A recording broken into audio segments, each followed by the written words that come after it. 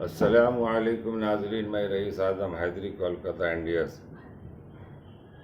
حضرت عائشہ رضی اللہ تعالیٰ عنہ فرماتی ہیں کہ رسول اللہ صلی اللہ علیہ وسلم نے ارشاد فرمایا، ایک لشکر خانہ کعبہ پر چڑھائی کی نیت سے نکلے گا، جب وہ ایک چٹیل میدان میں پہنچے تو ان سب کو زمین میں دھنسا دیا جائے گا۔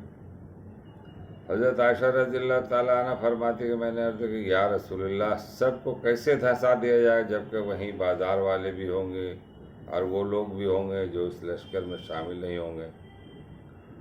آپ صلی اللہ علیہ وسلم نے ارشاد فرمایا، سب کو دھنسا دیا جائے گا، پھر اپنی اپنی نیتوں کے مطابق ان کا حشر ہوگا، یعنی قیامت والے دن ان کی نیتوں کے مطابق ان سے معاملہ کیا جائے گا۔ بخاری۔ حضرت انس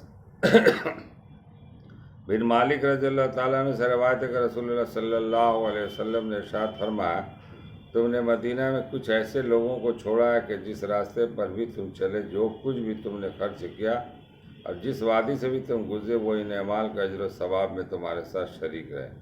صحابہ نے عرض کی، یا رسول اللہ، وہ کیسے ہمارے ساتھ شریک رہے، حالانکہ وہ تو مدینہ میں ہے؟ نبی کریم صلی اللہ علیہ وسلم نے ارشاد فرمایا، وہ تمہارے ساتھ نکلنا چاہتے تھے لیکن عذر نے ان کو روک دیا۔ ابو داؤد۔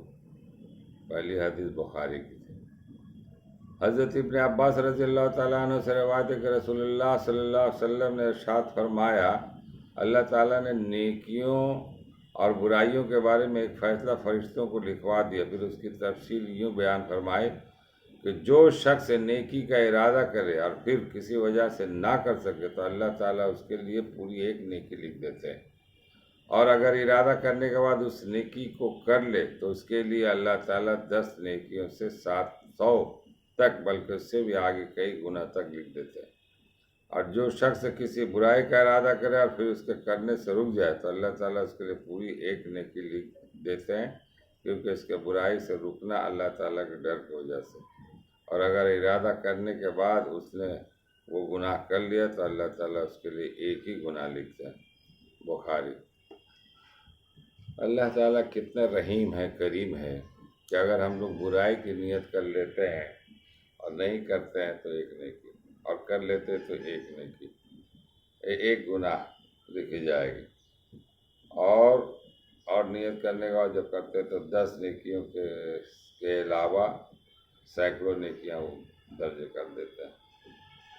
تو یہ سب باتوں سے سننے کے بعد ہم لوگوں کو بالکل صحیح راستے پہ چلنا چاہیے اور عمل کرنا چاہیے جو اللہ کا حکم ہے، اور یہی اصل زندگی بھی ہے۔ وقتی طور پر تو جو بھی کوئی غلط کام ہوتا ہے تو اچھا لگتا ہے، شیطانی بہکاوے میں، مگر بعد میں آپ اس کو بعد میں پچھتاوا ہوتا ہے کہ یہ غلط کام ہو گیا، جیسے کسی کو گالی دے دیا، کسی کو مار دیا، کسی کو پر ظلم کیا، کسی کا روپیہ چھین لیا، کسی کا روپیہ لے لیا فراڈ کر کے، کچھ دیر کے لیے آپ کو تو لگا کہ یہ مال آ گیا اور کھایا پیا ختم ہوگا، اس کے بعد پھر آپ کو احساس ہوگا کہ وہ بہت غلط ہوا، چونکہ غلط پیسے غلط جگہ پہ جاتے، فیشن میں، ٹینشن میں، آپریشن میں، مگر اس کا آدمی کو اندازہ نہیں۔ آخر جو بیماری آ رہی ہے اس کی وجہ کیا ہے؟ بڑی بڑی بیماریاں بڑے بڑے لوگوں کو، اس کی وجہ بھی یہی ہے۔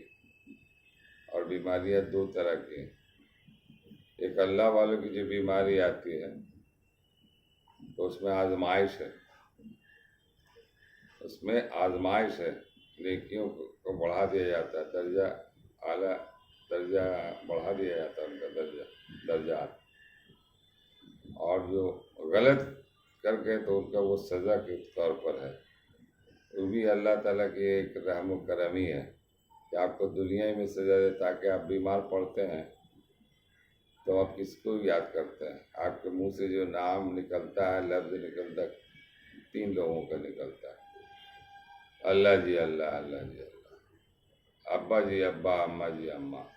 دیکھیے، اللہ اللہ اللہ کیوں نکلتا ہے؟ آخر اللہ ہے تبھی نا منہ سے نکل رہا، اللہ ہی بچانے والا، اللہ ہی رہا ہے۔ تو یہ ہے، جب آپ اللہ اللہ کریں گے تو اللہ تعالیٰ 1 روپے پر 10 نیکی، 50 نیکی ہو گئی۔ اس طرح سے بہت ساری باتیں ہیں۔ اللہ تعالیٰ ہم لوگوں کو پڑھنے اور سننے سے زیادہ عمل کرنے کی توفیق عطا فرمائے۔ فرما لینا، ہمارے حق میں بھی دعا کیجیے، ہم گنہگار بندے ہیں، اللہ